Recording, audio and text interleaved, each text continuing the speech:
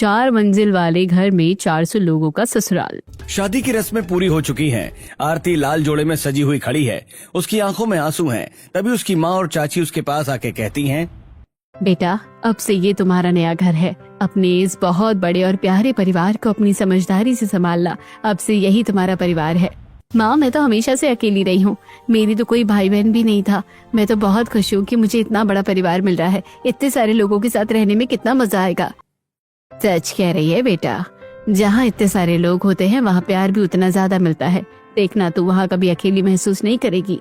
हमारी यही प्रार्थना है कि हमेशा तो खुश रहे। तभी आरती और अर्जुन गाड़ी में बैठते हैं। गाड़ी आगे बढ़ती है। गाड़ी आकर एक बहुत ही बड़ी आलीशान 4 मंजिला हवेली के सामने रुकती है। हवेली के हर फ्लोर पर बड़ी बड़ी बालकनी और खिड़कियां हैं। अरे बाप रे, अर्जुन, ये तुम्हारा घर है या कोई पूरी की पूरी सोसाइटी? मैंने तुमसे कहा था ना आरती, हमारा परिवार बहुत बड़ा है। अभी तो तुम सिर्फ इस हवेली को बाहर से देख रही हो, असली धमाका तो अंदर है। अर्जुन, सच में तुम्हारा घर इतना बड़ा है? इतने बड़े घर में मैं अकेली कैसे रहूंगी? ये तो बहुत बड़ी हवेली है। अरे आरती, इस हवेली में सिर्फ मैं या तुम अकेले नहीं रहेंगे। यहाँ हमारा बहुत बड़ा परिवार रहता है। तभी हवेली की बालकनी से फूलों की बारिश होने लगती है और मेन गेट पर ढोल नगाड़े बज उठते हैं। सजी धजी औरतें हाथों में आरती की थालियां लेकर सीढ़ियों से नीचे उतरती हैं। ये सब देखकर आरती हैरान रह जाती है। अरे अर्जुन, ये इतनी सारी औरतें कौन है जो आरती की थाल लेकर आ रही हैं? अरे ये सब तुम्हारी जेठानियाँ, चचेरी जेठानियाँ, मामी सास और चाची सास हैं। अभी तो सिर्फ आधी आई हैं। हे भगवान, मैंने अपनी पूरी जिंदगी में इतना बड़ा परिवार नहीं देखा। ये हवेली जितनी बड़ी है उतना ही बड़ा परिवार भी है। मैंने कहा था ना तुमसे कि हम यहाँ अकेले नहीं, बहुत सारे हैं। देखो, ये है मेरा पूरा परिवार। तभी आरती का स्वागत करने आई औरतों की भीड़ में पीछे खड़ी मानसी और सुनंदा आपस में दबी आवाज में बात करती हैं। बेचारी अभी तो बड़ा मुस्कुरा रही थी कि कितनी शानदार स्वागत हो रहा है। सही कह रही हो दीदी, कल सुबह जब 4 बजे इसकी नींद खुलेगी और इसे रसोई का असली रूप दिखेगा, तब इसकी सारी मुस्कान गायब हो जाएगी। चलो बहू, अब अपना दाहिना पैर आगे बढ़ाओ, इस कलश को धीरे से ठोकर मारो और गृह प्रवेश करो।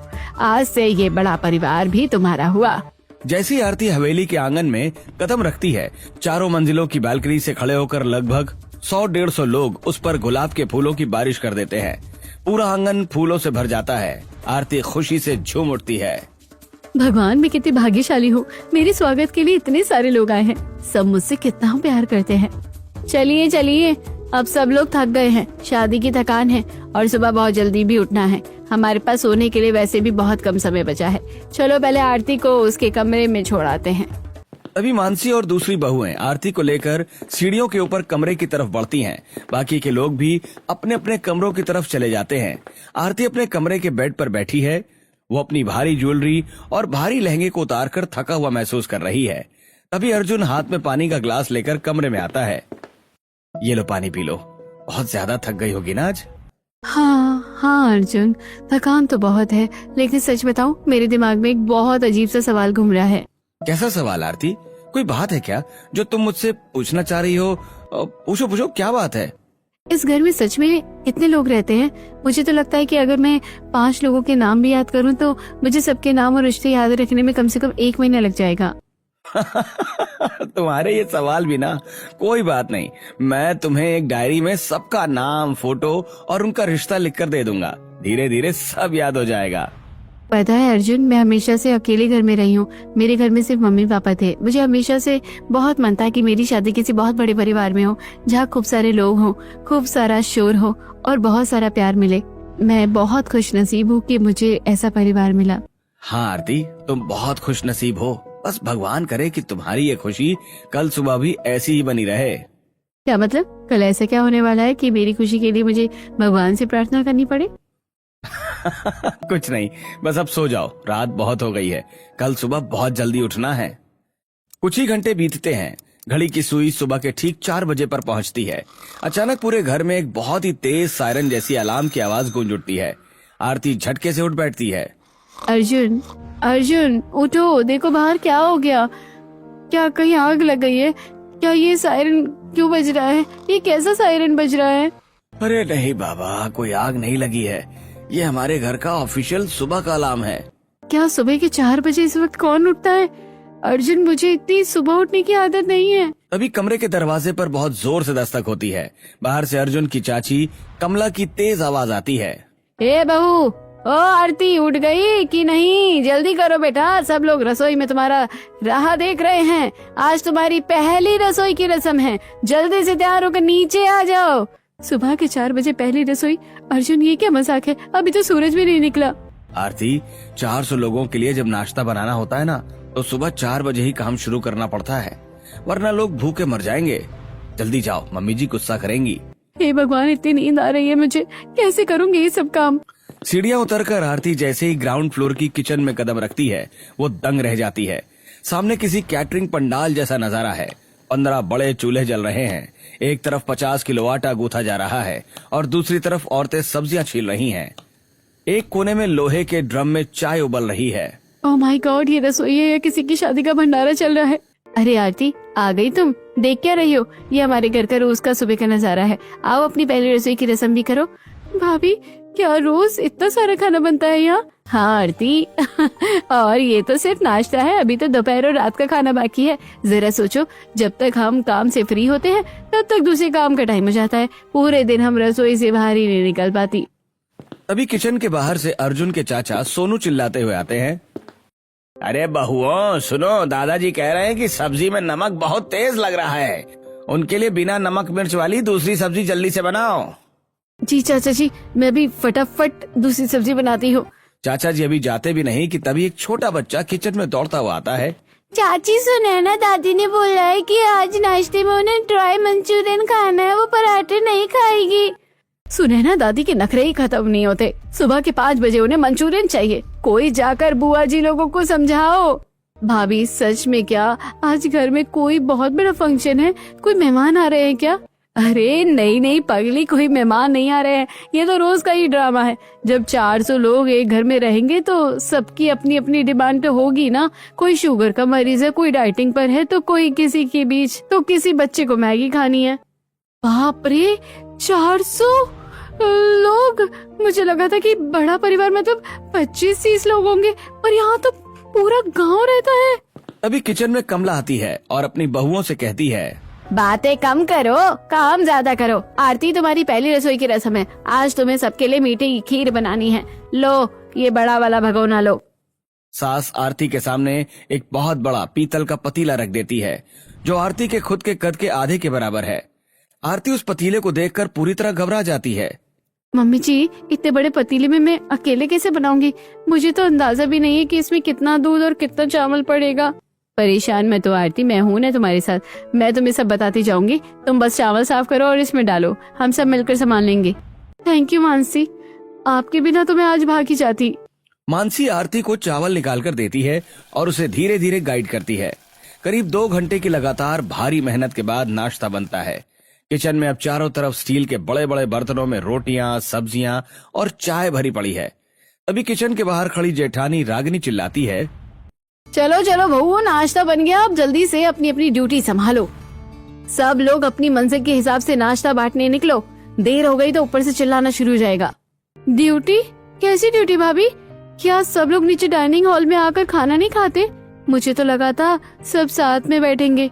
अरे आरती, अगर 400 लोग एक साथ डाइनिंग हॉल में बैठ गए ना, तो हमारा घर घर नहीं, रेलवे स्टेशन का प्लेटफॉर्म लगेगा। इसलिए हर मंजिल पर खाना पहुंचाने की ड्यूटी बंदी हुई है। अच्छा, तो हमें ये खाना ऊपर लेकर जाना होगा। तभी रागिनी भाभी आरती के हाथ में एक बहुत बड़ी सी ट्रे पकड़ा देती है, जिसमें 15-20 भारी कप रखे हैं और चाय की एक बड़ी केतली रखी है। ये लो आरती, 4थी मंजिल पर जितने भी शुगर के मरीज है, उन्हें ये बिना शक्कर वाली स्पेशल चाय दे के आओ। इसे ध्यान से लेकर जाओ और हाँ, रास्ते में रुकना मत, वरना चाय ठंडी हो जाएगी। आरती चाय की भारी ट्रे लेकर सीढ़ियों की तरफ बढ़ती है। उसके आगे सुनंदा भाभी जा रही हैं, जिनके हाथ में 100 रोटियों का भारी डब्बा है। आरती सीढ़ियां चढ़ना शुरू करती है। पहली मंजिल पार करते ही उसकी सांस फूलने लगती है। उफ, मेरे तो पैर अभी से जाम हो रहे हैं। ये ट्रे इतनी भारी क्यों है? आरती रुको मत, ऊपर वाले इंतजार कर रहे हैं। अगर 4थी मंजिल वालों को चाय देर से मिली तो दादाजी पूरे घर को सिर पर उठा लेंगे। जल्दी चढ़ो। अरे भाभी, ये ट्रे बहुत भारी है, मुझसे तो ये वजन उठाया नहीं जा रहा। कहीं ट्रे मेरे ऊपर न गिर जाए। तभी आरती ट्रे पकड़े हुए ऊपर जा रही होती है। वो देखती है कि सुनंदा जो कि पेट से है वो थक कर सीढ़ियों के पास बैठ जाती है। सुनंदा भाभी क्या हुआ, आप ठीक तो है ना? लगता है आप बहुत थक गई हैं। लाइए मुझे दे दीजिए, मैं सब कर लूंगी। कुछ नहीं आरती, बस चक्कर आ रहे हैं। इस हालत में ये भारी डिब्बे लेकर 4 मंजिल ऊपर नीचे करना ना अब मेरे बस का नहीं रहा, पर क्या करूँ, काम तो करना ही पड़ेगा। नहीं भाभी, आप बिल्कुल ऊपर नहीं जाएगी, आप यही बैठिए। आप इस हालत में इतना रिस्क क्यों ले रही है? मैं लाती हूँ नीचे से बाकी सामान, आप बस यही आराम कीजिए। शुक्रिया आरती, तुमने मेरी इतनी फिक्र की और मेरे बारे में इतना सोचा, पर मम्मी जी देखेगी तो डांटेंगी। आप फिक्र मत कीजिए किसी की, मैं देख लूंगी मम्मी जी को। आप बस बैठिए, क्योंकि मैं आपको इस हालत में काम करते हुए नहीं देख सकती। आरती सुनंदा का डब्बा लेकर ऊपर नीचे दौड़ती रहती है। वो भारी दही का पतीला उठाकर ऊपर पहुंचाती है। थकान के बावजूद वो काम पूरा करती है। तभी बच्चों के स्कूल और मर्दों के ऑफिस जाने का समय हो जाता है और किचन में फिर से अफरा तफरी मच जाती है। जल्दी करो बच्चों, बस आने वाली है, टिफिन पैक करो सब लोग। आरती, रोहन का टिफिन कहाँ है? मोहन का टिफिन किधर गया? जल्दी हाथ चलाओ। भाभी मुझे क्या पता कौन रोहन है और कौन मोहन, यहाँ तो 50 टिफिन एक जैसे ही दिख रहे हैं। बहुएं एक लाइन में खड़ी हो जाती हैं। जैसे ही बच्चे और मर्द बाहर जाने लगते हैं, बहुएं उन्हें लाइन से टिफिन पकड़ाती जाती हैं। ये लो रोहन, ये लो मोहन, ये लो चिंटू, ये लो राहुल, जल्दी भागो, बस खड़ी है बाहर और मन लगा कर पढ़ना।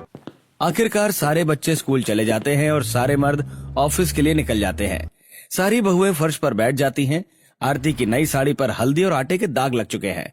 उसकी हालत देखकर लग ही नहीं रहा कि वो कल की नई दुल्हन है। भाभी क्या सच में रोज का यही काम है? रोज सुबह यही तमाशा होता है? मेरा तो सर चकरा रहा है और पैर भी दर्द कर रहे हैं। हाँ आरती, मैंने कहा था ना कि शादी के बाद असली कहानी शुरू होती है। इस घर में बहू की जिंदगी सिर्फ इस किचन की 4 दीवारी में ही सिमट कर रह गई है। देखो ना मेरे पैरों को कैसे सूज गए हैं। मन करता है कि बस 5 मिनट के लिए कहीं लेट जाऊं, पर इस घर में पलक झपकाने का भी टाइम नहीं मिलता। लेटना तो बहुत दूर की बात है। जब मैं अपने मायके थी ना, तो हर हफ्ते पार्लर जाती थी, अपनी स्किन का ख्याल रखती थी, आराम से 8 घंटे सोती थी। यहाँ आकर तो मैं भूल गई कि मेरी भी कोई खुद की जिंदगी है। हमारा तो पूरा दिन बस इस चूल्हे चौके में ही निकल जाता है। भाभी, मुझे कल लग रहा था कि मैं कितनी खुश नसीब हूँ, पर आज लग रहा है कि मैं कितनी बड़ी मुसीबत में हूँ। ये कोई परिवार का प्यार नहीं है, ये तो हम पर जबरदस्ती का बोझ डाला गया है। हम लोग इंसान है, कोई मशीन नहीं। समझती हूँ आरती, पर हम कुछ नहीं बोल सकते। अगर किसी ने आवाज उठाई तो सब कहेंगे कि आजकल की लड़कियां परिवार को तोड़ना चाहती हैं। उन्हें एक साथ रहना पसंद नहीं है, इसलिए सब चुपचाप सहती रहती हैं। तभी वहाँ उसकी सास कमला आती है और कहती है, अरे बहू, तुम लोग फिर से गप्पे मारने बैठ गई। देखो 10:30 बज रहे हैं, दोपहर के खाने की तैयारी शुरू करो। आज 24 किलो चावल और दाल चढ़ानी है। जल्दी उठो, वरना फिर से देर हो जाएगी और सबको बातें सुननी पड़ेगी। क्या अभी नाश्ता खत्म हुआ है और अभी से दोपहर की खाने की तैयारी? ये तो कभी ना खत्म होने वाला चक्रव्यूह है। अभी तुम्हें आए 4 दिन नहीं हुए और मुझसे सवाल जवाब कर रही हो। मुझे खाना तैयार चाहिए, जल्दी जल्दी हाथ चलाओ। सभी बहुएं भारी मन से फिर से खड़ी हो जाती हैं। मानसी और आरती सब्जियों के छिलकों का एक बड़ा डब्बा लेकर हवेली के बाहर बने बड़े डस्टबिन की तरफ जाती हैं। तभी सामने वाले छोटे से घर के बाहर एक पड़ोसी सरस्वती बैठी धूप सेक रही होती है। वो आरती को देखकर मुस्कुराती है। अरे नहीं बहू, आ गया बेटा। मैं तो तुम्हें शादी में देख नहीं पाई, बहुत भीड़ थी। कैसी हो? जी आंटी, मैं ठीक हूँ। आप कैसी हैं? आपका खाना बन गया क्या? हाँ बेटा, मेरा तो कब का बन गया। हमें क्या करना होता है, बस 4 रोटियां बनाती हूँ और मैं और मेरा बेटा आराम से खा लेते हैं। बाकी पूरा दिन मैं पड़ोसियों से बातें करती हूँ, आराम करती हूँ। आंटी, आपकी किस्मत कितनी अच्छी है। और एक हम है, हमारे घर में तो खाना नहीं बनता, ऐसा लगता है हर रोज कोई लंगर चल रहा हो। हम तो कभी भी फ्री नहीं हो पाते। हाँ बेटा, मैं देखती हूँ तुम लोगों को, सुबह से रात तक बस किचन में ही रहती हूँ। अपने बच्चों के साथ बैठने का भी टाइम नहीं मिलता तुम लोगों को। सच में बहुत मुश्किल जिंदगी है तुम लोगों की। देखा मानसी भाभी, एक हमारा घर है जहाँ जानवर की तरह काम करना पड़ता है। ये आंटी कितनी लकी है। तभी सास कमला बाहर आती है और कहती है, अरे आरती, मानसी, तुम लोग फिर से गपशप करने लगी। काम की भी कुछ फिक्र कर लिया करो ना। तुम लोग को सीधी बात समझ ही नहीं आती है क्या? माँ जी, आप तो देखती है ना कि सारा दिन हम कैसे काम करते रहते हैं। मुझे तो आए 1 दिन भी नहीं हुआ है, फिर भी मैं काम कर रही हूँ और आप ऐसे बोल रही हैं। आरती, जितना तुम्हारा मुंह चलता है ना, उतना हाथ पैर चला लिया करो। अब जाओ और हाँ, राशन लेके भी आना है आज। आरती, मानसी भाभी और सास राशन लेने के लिए एक बहुत बड़े मॉल में आई हैं। उनके पास 4-5 बड़े बड़े ट्रॉली बैग हैं, जो दाल, चावल, तेल के डब्बों और मसालों से ठसाठस भरे हुए हैं। भाभी, मुझे तो ऐसा लग रहा है कि जैसे इस मॉल का आधा राशन हमारे घर ही जा रहा है। लोग हमें ऐसे देख रहे हैं जैसे हम कोई राशन की दुकान खोलने वाले हैं। अरे आरती, ये तो सिर्फ अगले 15 दिनों का राशन है। हर महीने हमारे घर का ग्रोसरी का बिल देखकर अच्छे अच्छे भले इंसान को दिल का दौरा पड़ जाए। तभी ये लोग बिलिंग काउंटर पर पहुंचते हैं। बिलिंग क्लर्क मशीन से सामान स्कैन करता है और स्क्रीन पर बिल आता है। जी, आपका टोटल बिल हुआ 1,02,000 रुपए। क्या 1 लाख रुपए का सिर्फ राशन 1 महीने का? इतने सारे पैसे सिर्फ 1 महीने के लिए? हाँ बहू, 400 लोगों का खाना ऐसे नहीं बनता। चलो जल्दी सामान गाड़ी में लोड करो। तभी वो लोग मॉल से बाहर निकलते हैं। सामान को गाड़ी में लोड करने के बाद आरती की नजर पास ही बने एक सुंदर पार्क पर पड़ती है। पार्क में कुछ औरतें हरी घास पर बैठी धूप सेक रही हैं, हंस रही हैं और आपस में गप्पे मारते हुए आइसक्रीम खा रही हैं। कुछ बच्चे वहाँ खेल रहे हैं और उनकी माएं उनके साथ मुस्कुरा रही हैं। भाभी देखो ना, उन औरतों को कितनी खुश है, वो कितनी शांति से बैठी है। उन्हें ना काम की फिक्र ना घर की चिंता, आराम से पार्क में बैठी मजे कर रही हैं। हाँ आरती, हमारी जिंदगी में ऐसे पल शायद शादी से पहले ही थे। शादी के बाद तो हमारे लिए सुकून नाम का कोई शब्द ही नहीं बचा है। अब जो है यही है, किचन ही हमारा पार्क है। अरे बहू, वहाँ क्या खड़ी होकर तमाशा देख रही हो? जाओ जाकर गाड़ी में बैठो। घर जाकर दोपहर के खाने के बर्तन धोने और रात के खाने की तैयारी भी करनी है, देर हो जाएगी। नहीं, ये गलत है। शादी का मतलब ये तो नहीं होता कि कोई लड़की अपनी पूरी जिंदगी अपनी खुशियाँ, अपना खुद का वजूद ही भूल जाए। अगर मैं भी इस अत्याचार को चुपचाप सहती रही तो मैं भी उतनी ही गुनहगार बन जाऊं जितनी की बाकी सब है। मुझे कुछ तो करना होगा। रात के खाने की तैयारी चल रही है। किचन में फिर से वही भयानक शोर है। तभी घर की तीनों बुआजी लोग सज धज कर किचन के दरवाजे पर आकर खड़ी हो जाती हैं। उनके चेहरे पर घमंड साफ दिखाई दे रहा है। ओ बहू, सुन लो जरा ध्यान से। आज रात मेरे लिए जो नाश्ता और खाना बनेगा उसमें बिल्कुल भी मिर्च नहीं होनी चाहिए। और हाँ, मेरी चाय बिल्कुल खौलती हुई गर्म होनी चाहिए। मैं 4थी मंजिल पर हूँ, इसलिए सीढ़ियाँ जरा तेज चढ़ना, ताकि मेरे पास पहुँचते पहुँचते चाय ठंडी ना हो जाए। खुद तो कभी पानी का गिलास भी उठाकर नहीं पीती है और ऑर्डर्स ऐसे देती है जैसे कोई रानी विक्टोरिया हो। और सुनो, मेरे लिए दलिया बनाना। डॉक्टर ने मुझे तला भुना खाने से मना किया है। हाँ, रोज रोज बिना काम किए सिर्फ खाओगी तो डॉक्टर दलिया ही बताएगा। और मेरे पराठे सिर्फ और सिर्फ शुद्ध देसी घी में ही बनेंगे, तेल में नहीं। कल किसी ने तेल में पराठे बना दिए थे, मैंने छुए तक नहीं। ध्यान रखना इस बात का। जी बुआ जी, जैसा आप कहें। अभी फटाफट आपका खाना तैयार करती हूँ, मुझे थोड़ा वक्त दो। तभी तीनों बुआ वहाँ से चली जाती हैं। तभी एक छोटी बच्ची रोती हुई किचन में आती है और आरती की साड़ी खींचने लगती है।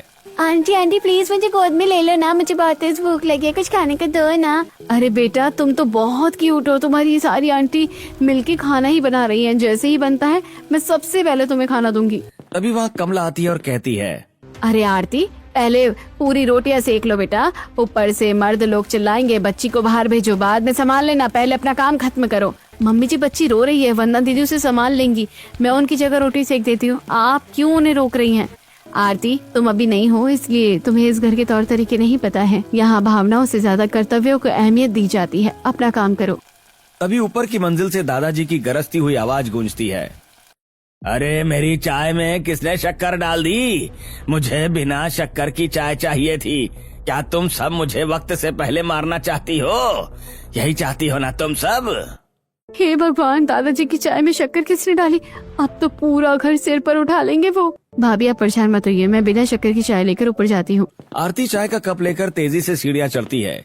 2 मंजिल चढ़ने के बाद ही उसके पैर कांपने लगते हैं।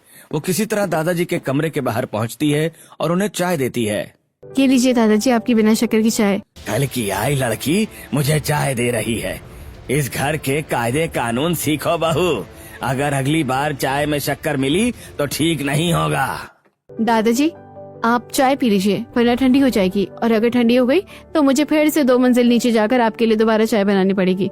मैं आपसे बहस नहीं कर रही, बस सच कह रही हूँ। क्या तुम मुझसे जुबान लड़ा रही हो? नहीं दादाजी, मैं सिर्फ सच कह रही हूँ। मुझे जो कहना था कह दिया, चलती हूँ। आरती नीचे उतरती है। सीढ़ियों पर बैठकर वो अपनी सांसें काबू करने की कोशिश करती है। तभी रास्ते में उसे बुआ मिलती है। अरे 2 दिन नहीं हुए हैं और अभी से सीढ़ियों पर बैठकर आराम फरमा रही हो? जाओ नीचे जाकर काम में हाथ बटाओ। वो बेचारी कब से काम कर रही है। जी बुआ जी, बस थोड़ा थक गई थी तो मैं जा रही हूँ।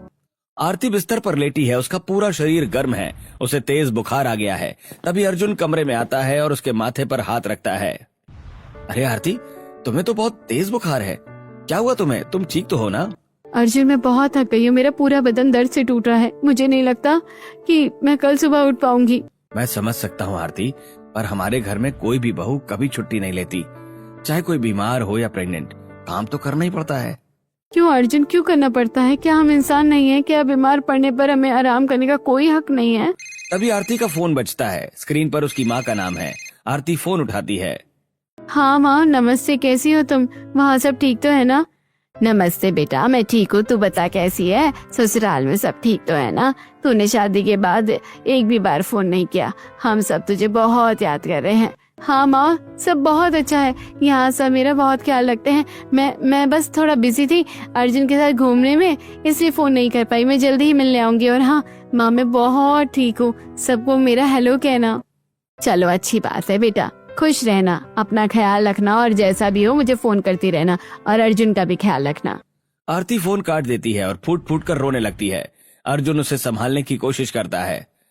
तुमने मम्मी से झूठ क्यों बोला? उन्हें सच क्यों नहीं बताया कि तुम कितनी परेशान हो? वो तो यही समझेंगी कि तुम बहुत खुश हो।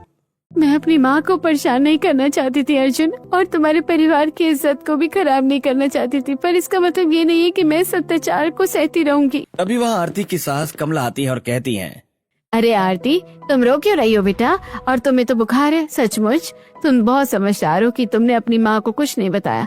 पर बेटा सुबह जल्दी उठना है, क्योंकि कल घर में बहुत खास मेहमान आ रहे हैं। अचानक हवेली के लाउडस्पीकर माइक से एक बहुत तेज घोषणा होती है। ये घोषणा चाचा जी कर रहे हैं।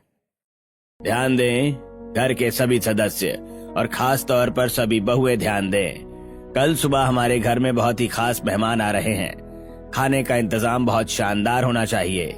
कम से कम 15 तरह की डिशेस बननी चाहिए। मटर पनीर, छोले, रायता, कचौड़ियाँ और मिठाइयाँ, सब कुछ बेस्ट होना चाहिए। कोई भी कोताही बर्दाश्त नहीं की जाएगी। ये सुनकर किचन में काम कर रही सभी बहुओं के चेहरे का रंग उड़ जाता है। सुनंदा रोने लगती है। हे भगवान, इस हालत में मैं कल सुबह फिर से इतना सारा काम कैसे करूंगी? मेरी तो रीढ़ की हड्डी में बहुत तेज दर्द है, और मेरी भी तबीयत तो 2 दिन से ठीक नहीं है। पर हम क्या कर सकते हैं, हमें तो काम करना ही पड़ेगा। नहीं, आज हम काम नहीं करेंगे, चाहे कुछ भी हो जाए। क्या आरती, तुम होश में तो हो? अगर हमने काम नहीं किया तो पूरे खानदान में थू थू हो जाएगी। भाभी, अगर आज हम नहीं रुके तो हम कभी नहीं रुक पाएंगे। हम सब एक साथ मिलकर हड़ताल करेंगे। हड़ताल हमारे ससुराल में? ये कभी नहीं हुआ आरती। मेरी बात सुनो, हम कल सुबह रसोई में जाएंगे ही नहीं। चूल्हे ठंडे रहेंगे जब तक इन्हें खुद काम नहीं करना पड़ेगा। इन्हें हमारी कीमत का अंदाजा नहीं होगा। क्या आप सब मेरे इस फैसले में मेरा साथ दोगी? सभी बहुएं एक दूसरे का चेहरा देखती हैं। सुनंदा भाभी सबसे पहले हाथ आगे बढ़ाती हैं। हाँ आरती, मैं तुम्हारे साथ हूँ। अब बहुत हो गया, मैं भी तुम्हारे साथ हूँ। कल सुबह कोई भी किचन में नहीं जाएगा। सभी बहुएं एक दूसरे का हाथ पकड़कर एक ऐतिहासिक किचन स्ट्राइक का फैसला कर लेती हैं। सुबह के 7 बज चुके हैं। अमूमन इस समय तक आधा नाश्ता बन चुका होता था, पर आज किचन पूरी तरह शांत है। सभी गैस चूल्हे बंद हैं, बर्तनों का कोई शोर नहीं है।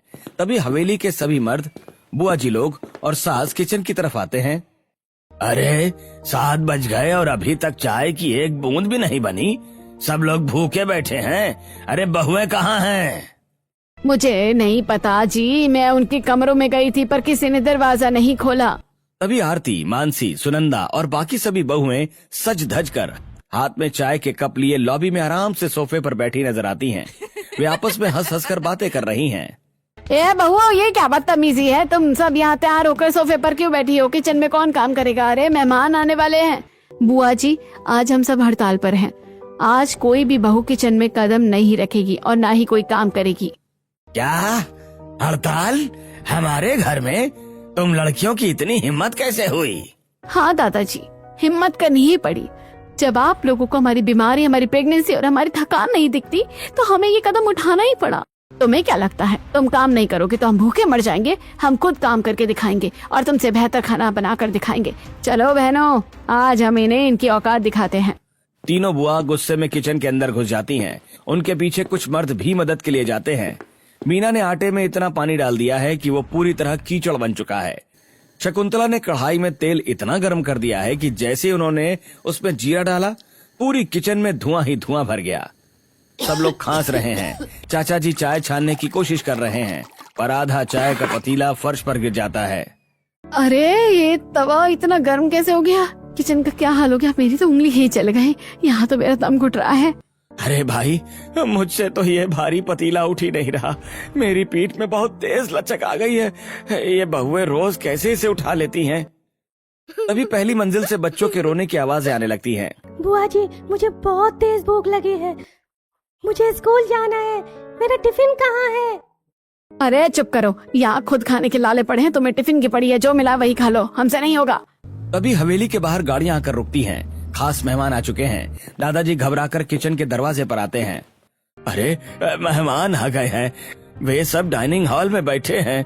खाना तैयार हुआ कि नहीं? भैया हमसे नहीं हो पाएगा, ये 400 लोगों का खाना बनाना हमारे बस की बात नहीं है। हमारे तो हाथ पैर ही काम करना बंद कर चुके हैं। हॉल में जमीन में मेहमान बैठे हैं। वो लोग आपस में फुसफुसा रहे हैं। भाई कैसा परिवार है ये, इतनी बड़ी हवेली है पर पानी के लिए भी कोई कुछ नहीं पूछ रहा है।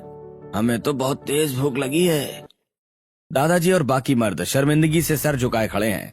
तभी आरती, मानसी और बाकी बहुएं बड़ी बड़ी थालियों में गर्मा गर्म खाना और स्पेशल खीर लेकर बाहर आती हैं। ये लीजिए चाचा जी, आप सबके लिए गर्मा गर्म खाना तैयार है। सब लोग खाना खाइए, किसी को कुछ चाहिए तो बिल्कुल बिना संकोच के कहिएगा।